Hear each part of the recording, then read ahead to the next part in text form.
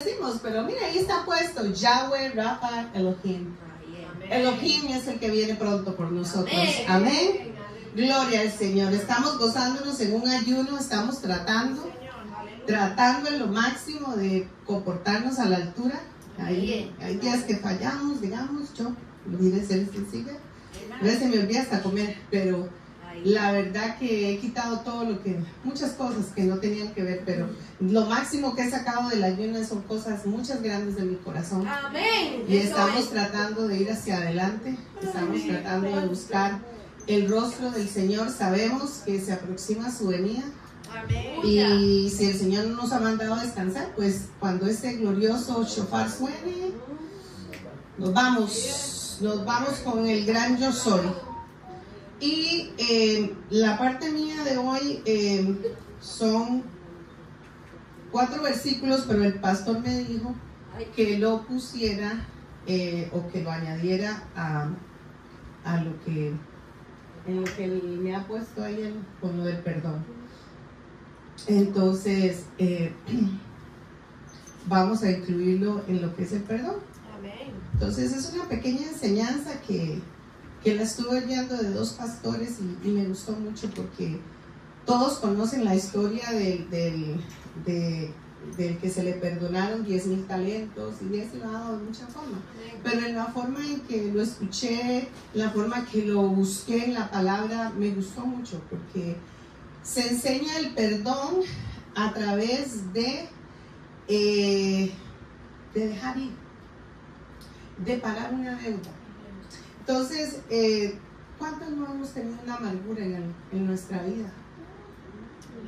Por un dolor, por una pérdida, por una mala palabra, tal vez nos hirieron queriendo, sin querer, tal vez lo pensaron con alevosía, como diría la corte, tal vez alguien lo hizo sin querer.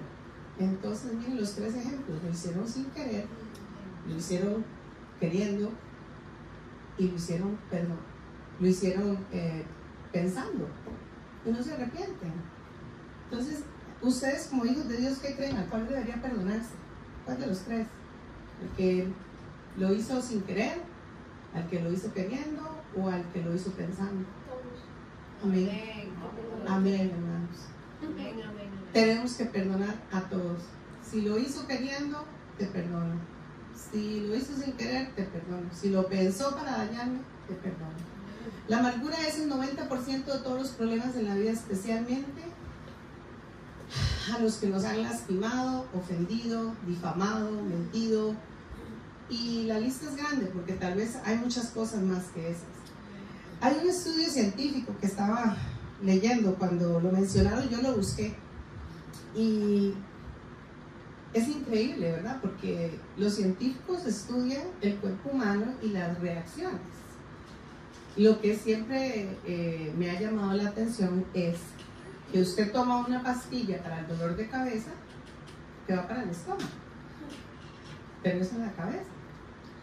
Y si a alguno de ustedes no le han puesto cuidado las medicinas que toman, deberían empezarlas a leer.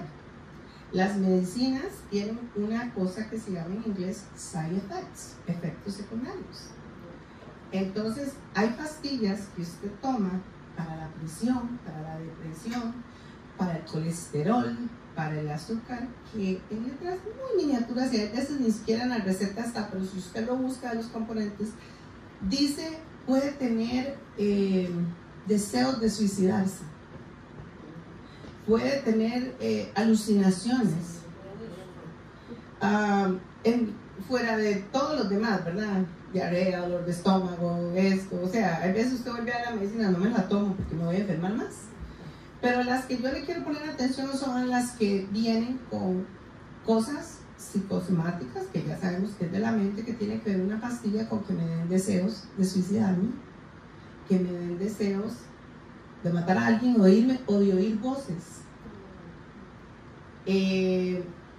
Entonces, imagínate que la falta de perdón, dice este científico, y estudió en varias personas, consiguió personas que tenían, que no perdonaban y otras que perdonaban, dice que trae problemas vascomuscular, o sea, su corazón se atrofia, Se le sube la presión, se le sube el colesterol, se le sube todo.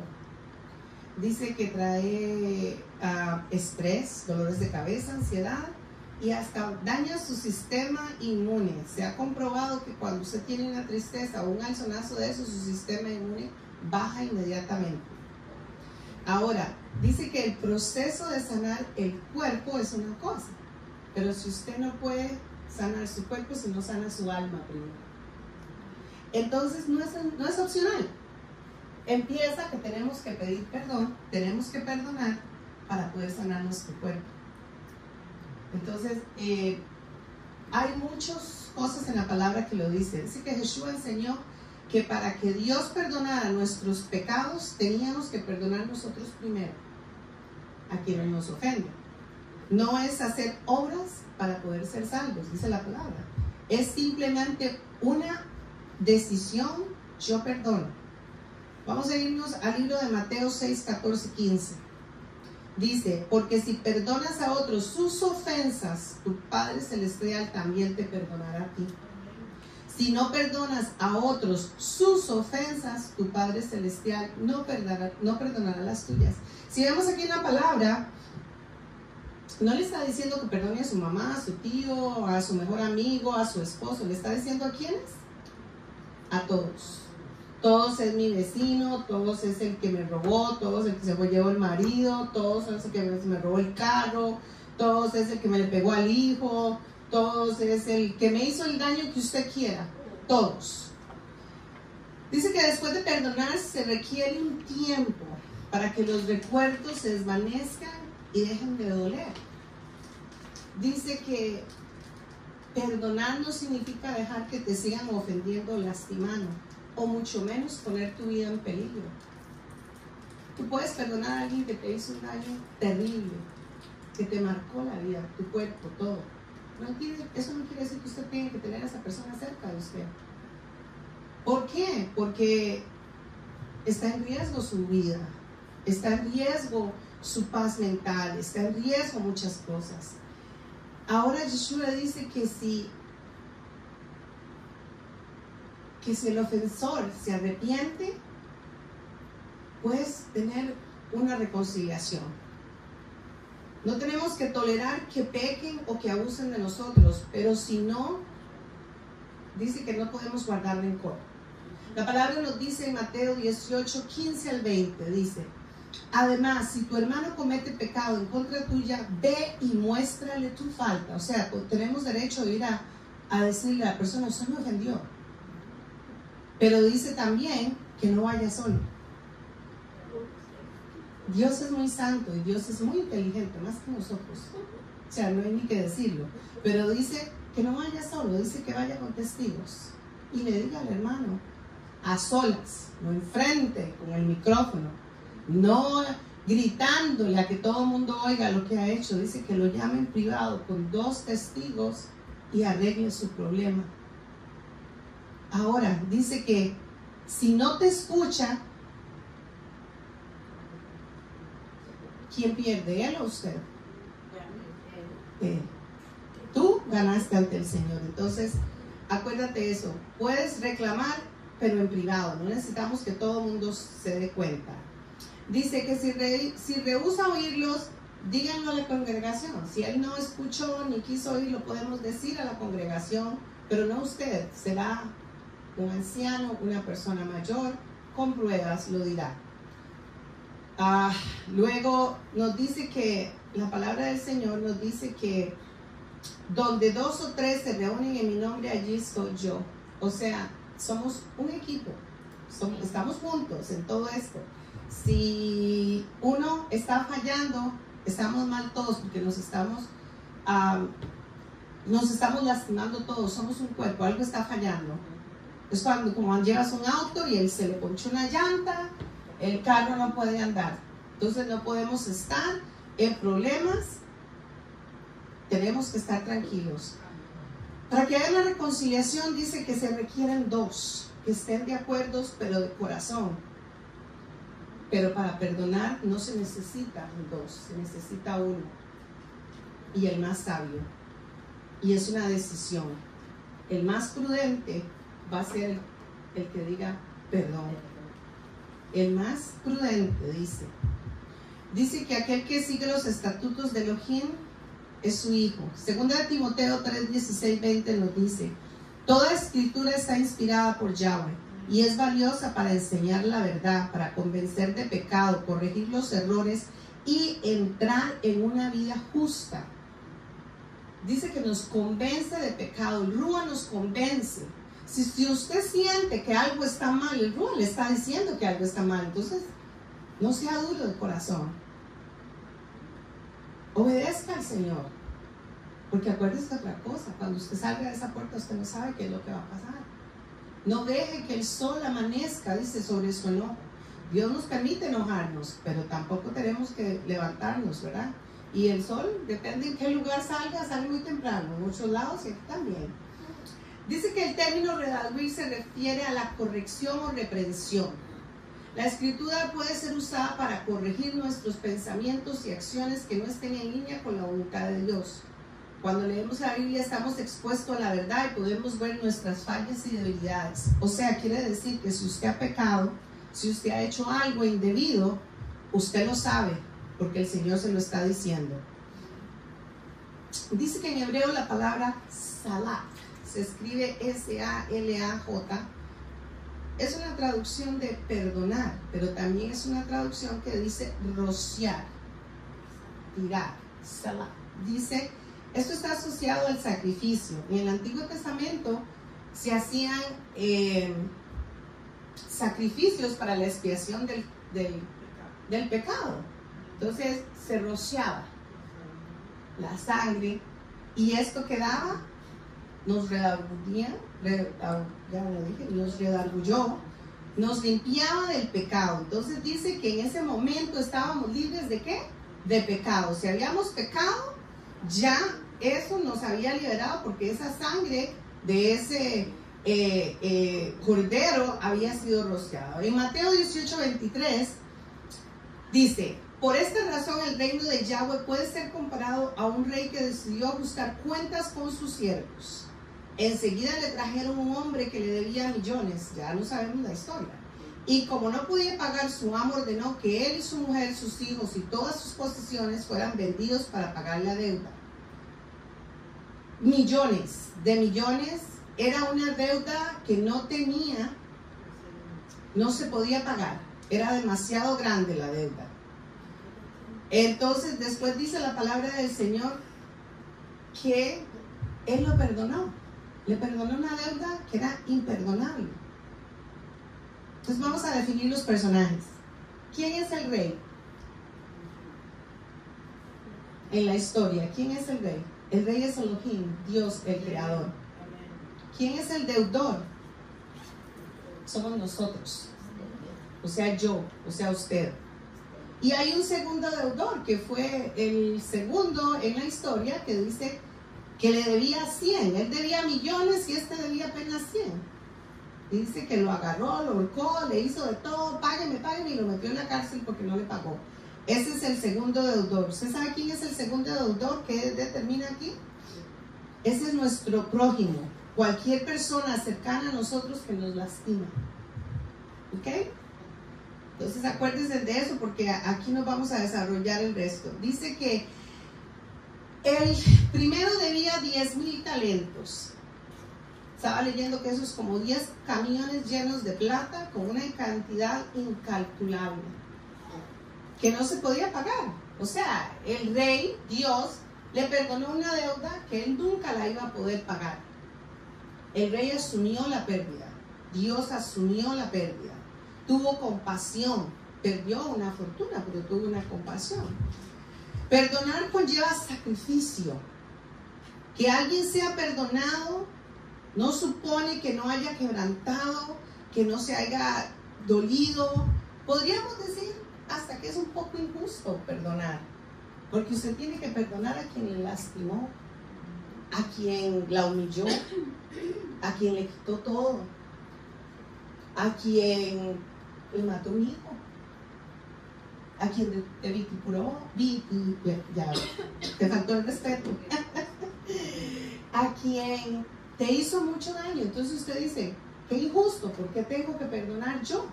¿Por qué yo? Pero resulta que, pongamos, el Rey de Reyes y Señor de Señores decidió, oiga la decisión, que tenía que venir alguien a este mundo para redarguirnos, para poder estar con Él. Y le dijo a su hijo, y Él dijo, yo voy. A Él nadie lo obligó. Él dijo, yo voy por ellos, yo doy mi sangre. ¿Ustedes creen que Él no sabía lo que iba a pasar acá? ¿Se acuerdan que una vez hablamos del sacrificio en la cruz? Cuando terminaron con Él era irreconocible. No es ese muñeco que ponen en muchos lados, muy querido, así de medio lado. No, dice la palabra del Señor que no había belleza en Él. Dice la palabra del Señor que se veían los huesos en la espalda de los latigazos que le dieron. No se reconocía. Y Él dijo, yo voy por ustedes, yo los reconcilio, yo doy mi sangre, yo los perdono. Lo que el Señor hizo por nosotros al perdonarnos en la cruz del Calvario no tiene precio. Por su misericordia nos perdonó, por su misericordia nos dio vida eterna. Y Él dice que tenemos que imitarle. Entonces, ¿cómo es posible que nosotros no podemos perdonar?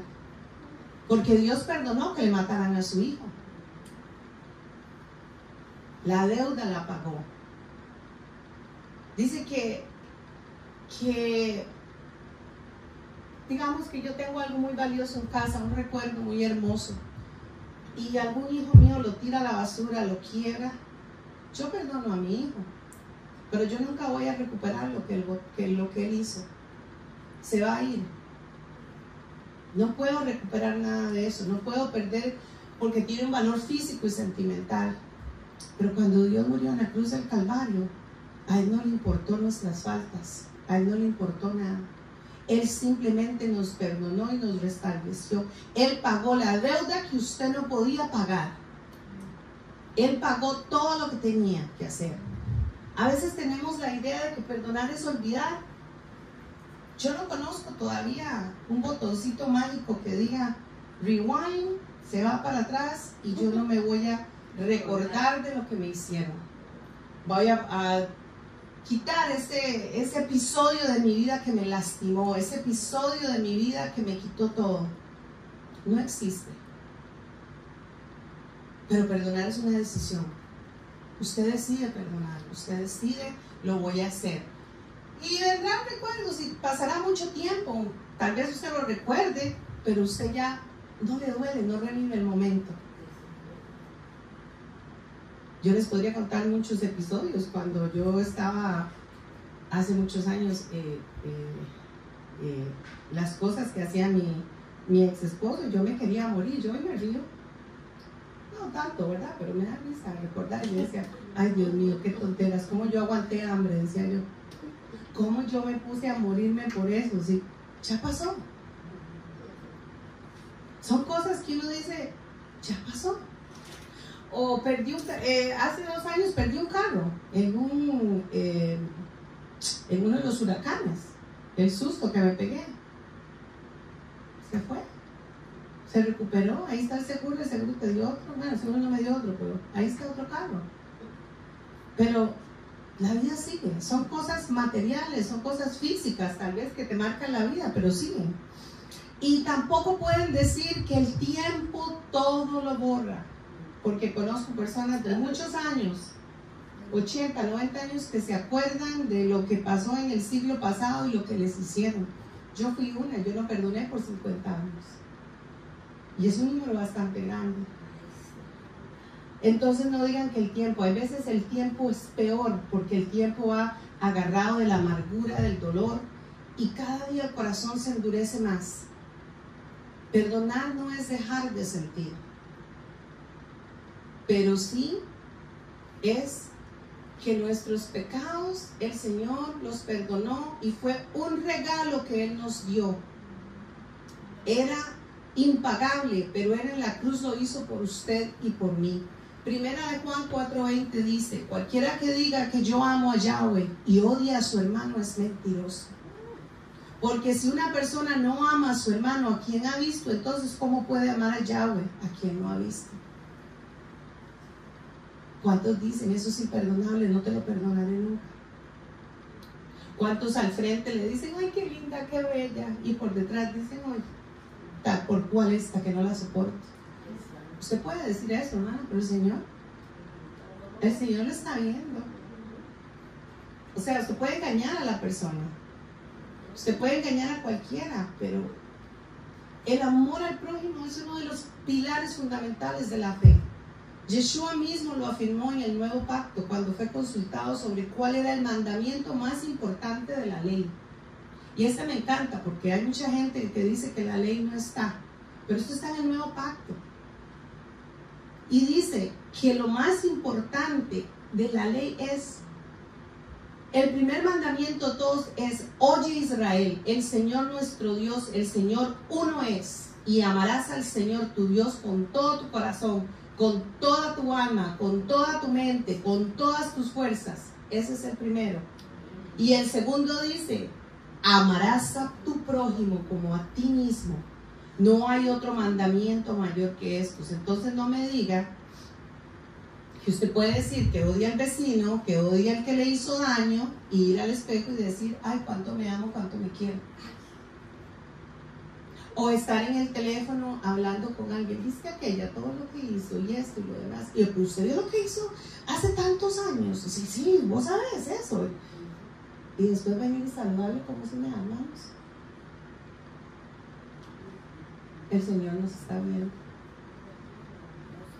El Señor está viendo y señalándonos y diciéndonos qué están haciendo. Eso es al que vemos. Y a Él que no lo hemos visto, pero se nos olvida que cuando estamos haciendo cosas así, ¿quién está parado a la par de nosotros? ¿Quién? Marcos 12, 29 al 31 nos dice que amemos, que esos eran los mandamientos, está en Marcos 12, 29 al 31. Ahora, el Señor nos dice que amemos, en el segundo dice, amarás a tu prójimo. ¿Quién es tu prójimo, hermanos? Su familia, sus amigos, el que me presta plata, el que me paga la casa, el que me trae comida, el que me llama y me dice hola, ¿cómo estoy? O todos, hasta el enemigo que le hizo daño, hasta su exmarido que se fue con otra, hasta su mujer que se fue con otro, hasta el que me robó dinero, hasta el que me mató a mí. Es todos. Es muy duro orar por alguien que te ha hecho daño. Tal vez el primer día no le va a salir ni el nombre, Señor. El segundo día usted dice, pero hermanos, yo se los digo, que como al mes ya le sale el nombre. Si usted lo hace todos los días, cada al mes usted lo dice suavecito, Señor, bendice tal persona, guarda tal persona, protege tal persona, guárdale, protégele, ayúdala, bendícele. Acordemos que la paga del pecado es muerte y la falta de perdón es pecado. Romanos 6:23 nos dice, porque lo que uno gana del pecado es muerte, mas recibe vida eterna con don gratuito de Yahweh, en unión con el Mashiach, Yeshua nuestro Adón. Yeshua pagó nuestros pecados en la cruz. Él espera que nosotros perdonemos a nuestros deudores como Él lo hizo. Primera de Juan 3:4 nos dice, todo aquel que continúa pecando está violando la Torá. En verdad, el pecado es transgresión a la Torá. El no perdonar es pecado, hermanos, y nos aleja de Dios.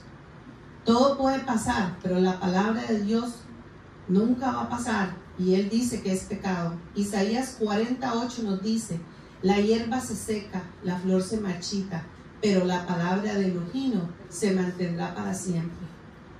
El perdón no es una decisión. El perdón no es un sentimiento, es una decisión voluntaria. De la misma manera que Él voluntariamente vino a morir en la cruz del Calvario por usted y por mí, el perdón tiene que ser voluntario. Usted decide cancelar esa deuda que le debían. No significa que los autorizamos para que nos sigan lastimando. Significa que usted va a sacar esa persona de su mente y de su corazón y no les va a tener más derecho en su vida. Mateo 18:32 nos dice, esta es la segunda parte de lo que estábamos leyendo, dice: entonces el amo mandó a llamar al siervo. Estamos hablando de que el amo, Dios, Elohim, se dio cuenta de lo que había hecho el otro, que no le había perdonado, lo mandó a traer. Y le dijo: yo te perdoné toda aquella deuda porque me lo rogaste. Este es Dios diciéndole a usted: yo le perdoné todos sus pecados, todos los míos, porque sus pecados solamente los conoce usted y Dios. Usted puede decir: yo soy bueno, soy muy buena persona, mas solo Dios sabe quién es usted en su soledad, usted ahí. Y dice Dios: yo a usted le perdoné todo, absolutamente todo, y usted no es capaz de perdonar a su hermano, su semejante.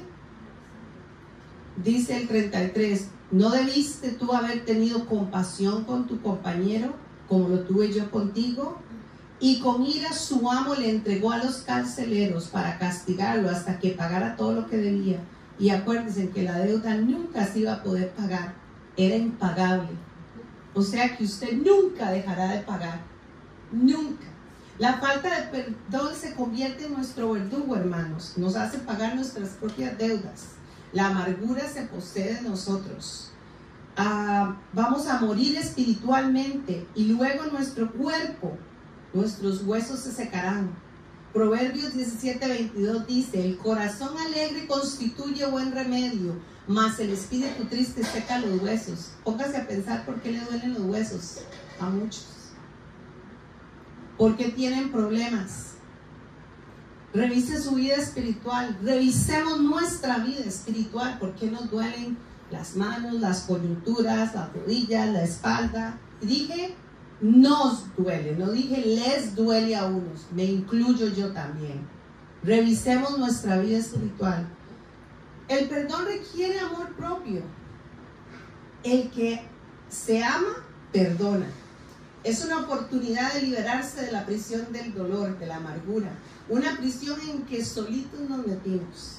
Elohim hizo para nosotros una vida plena, una vida maravillosa. Él prometió grandes cosas para nosotros. Él dijo que todo lo que había hecho aquí era para nosotros, pero nosotros no tenemos muchas cosas por la falta de perdón. ¿Y por qué solamente la falta de perdón? Usted no se pone a pensar que la falta de perdón trae un montón de cosas como consecuencias más.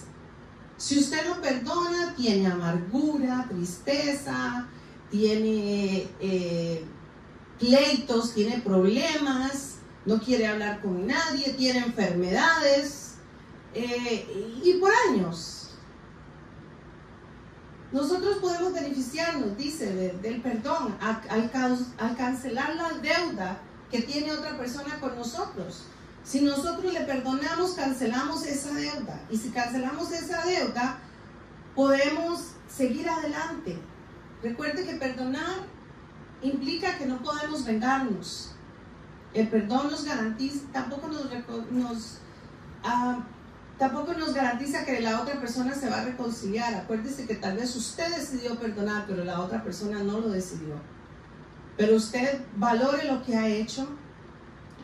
Trate sobre todo de tomar la decisión de perdonar. Piense en el perdón, de lo que va a hacer en su vida y cómo la va a cambiar. Le va a traer paz, sanidad, libertad de la esclavitud, libres de la amargura. El perdón quita el poder que tiene la otra persona sobre su vida, de controlarlo, de lastimarlo. Salmo 119, 105 nos dice: lámpara a mis pies es tu Torá y luz en mi senda. Si Dios es tu luz y tu senda, sé como Él quiere que seas. Perdona y aprende a perdonar y sigue adelante. Shalom, hermanos, que Dios bendiga.